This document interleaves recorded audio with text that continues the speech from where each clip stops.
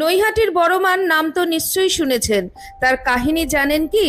নৈহাটির বড় মা আকারে এবং উচ্চতায় বিশাল, প্রায় 21 ফুটের কাছাকাছি। সেই কারণেই মাকে বড় মা বলে ডাকা হয়। শতবর্ষ পুরনো এই পুজো আগে এত জনপ্রিয় ছিল না। ভবেশ চক্রবর্তী নামে এক ব্যক্তি তার 4 জন বন্ধুর সঙ্গে নবদ্বীপের ভাঙা রাস দেখতে যান। সেখানে বড় বড় কালী মূর্তি দেখে তিনি অবাক হন। তখনই তিনি সিদ্ধান্ত নেন নৈহাটিতে একটি বিশাল রক্ষাকালীর মূর্তি গড়ে তুলবেন। রাস্তার ধারে এই মূর্তি পুজোর প্রচলন শুরু করেন ভবেশ চক্রবর্তী।